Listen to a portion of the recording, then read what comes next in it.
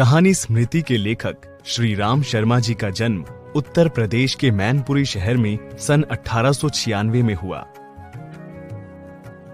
और 27 फरवरी सन 1967 को आगरा में उनका देहांत हो गया।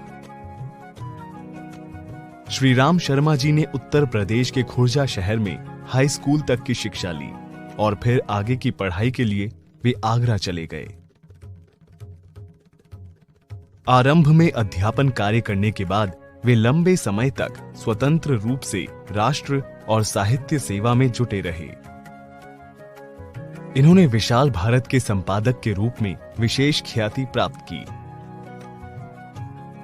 श्री राम शर्मा शिकार साहित्य के अग्रणी लेखक माने गए। इनकी प्रमुख रचनाएं हैं शिकार, बोलती प्रतिमा तथा जंगल की जीव, सेवाग्राम की डायरी और सन 42 के संस्मरण इत्यादि। प्रस्तुत कहानी स्मृति में उन्होंने बाल्यावस्था की एक घटना का चित्रण किया है। बड़े भाई के आदेश पर लेखक उनकी चिट्ठियां डाक खाने पहुंचाने जाती हैं और रास्ते में चिट्ठियां गलती से एक सूखे कुएं में गिर जाती है जिसमें एक भयानक सांप रहता है। घर में डांट न पड़े इसलिए वो बालक कैसे कुएं में उतरता है और सांप से बचते बचाते उस चिट्ठी को निकालता है। इसका वर्णन बड़ी रोमांचक शैली में प्रस्तुत किया गया है। यहाँ लेखक के बचपन की एक घटना के बारे में बताया गया है कि एक बार लेखक श्री राम शर्मा और उनका छोटा भाई साथियों के साथ झरबेरी के बेर तोड़कर खा रहे थे कि अचानक उनके बड़े भैया का बुलावा आया। वे दोनों डरते हुए चल पड़े। उन दोनों को यह डर था कि कहीं बेर तोड़ने के अपराध में बड़े भैया से डांट ना खानी पड़े।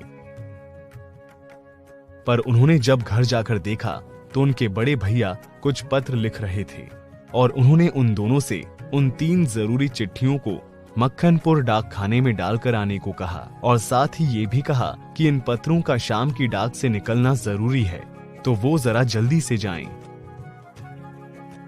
दोनों छोटे भाई बड़े भाई की आज्ञा मानकर तुरंत डाक खाने जाने के लिए निकलने को तैयार हो गए।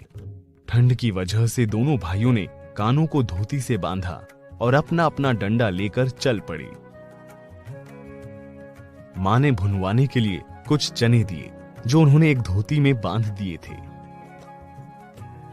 दोनों बच्चों के कुर्ते में जेब न होने के कारण लेखक ने चिट्ठियों को अपनी टोपी में रख लिया। कुछ ही देर में वे दोनों गांव से कुछ दूर अपने रास्ते में पड़ने वाले उस सूखे कुएं के पास पहुंच गए जिसमें एक भयंकर काला सांप रहता था। कुआं बहुत गहरा था पर उसमें पानी नहीं था।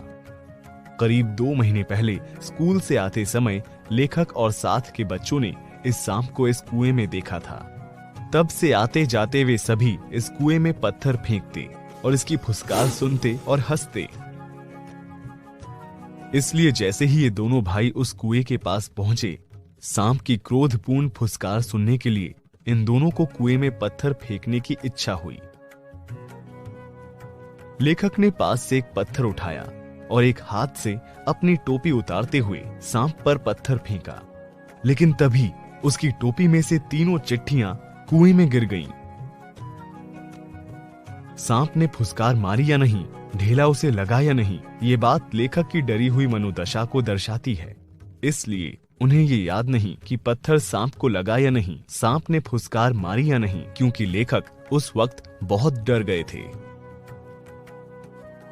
सच बोलकर बड़े भाई से मिलने वाली पिटाई और झूठ बोलकर चिट्ठियों के न पहुंचने की जिम्मेदारी के बोझ के बारे में सोचकर ही दोनों भाई रोने लगे। वे बहुत घबरा गए थे। काफी देर तक जब लेखक को कोई उपाय नहीं सूझा तो उन्होंने स्वयं कुएं में उतरने का फैसला किया। लेखक ने सभी धोतियों और कुछ रस्सियों को आपस में बांधकर एक लंबी डोरी बनाई और उसके सहारे कुएं में नीचे उतरने लगे।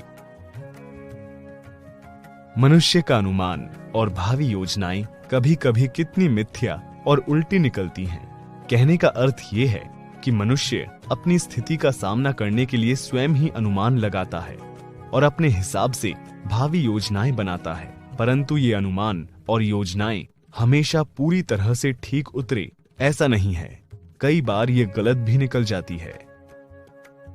लेखक धोती के सहारे कुएं में नीचे उतर तो गए, परंतु धोती पर लटक कर सांप को मारना असंभव था और डंडा चलाने की जगह नहीं थी। लेखक ने देखा कि 2 चिट्ठियां सांप के पास सटी पड़ी थी और एक चिट्ठी उसके पास में ही पड़ी थी। 4-5 मिनट हो चुके थे, लेकिन सांप ने अभी तक वार नहीं किया था, इसलिए लेखक ने भी उसे डंडे से दबाने का ख्याल छोड़ दिया। लेखक ने जैसे ही डंडे को सांप के पास पड़ी चिट्ठी सरकाने के लिए आगे बढ़ाया, सांप की बड़ी फुसकार सुनकर डर के मारे लेखक के हाथ से डंडा गिर गया। लेखक ने दोबारा उसी प्रकार चिट्ठी उठाने की कोशिश की। सांप ने फिर डंडे पर वार किया और उससे चिपट गया। उसने डंडे को एक ओर पटक दिया। डंडे के लेखक की ओर खींच आने से सांप पहले वाले स्थान से दूर हो गया था। लेखक ने झट से लिफाफे और पोस्ट कार्ड उठा लिए, इन्हें धोती के छोर पर बांध दिया और छोटे भाई ने उन्हें ऊपर खींच लिया। फिर वो जल्दी से ऊपर चढ़ गया। छोटा भाई उसे देखकर बहुत खुश हुआ और अब चिट्ठियां भी उनके हाथ में थीं।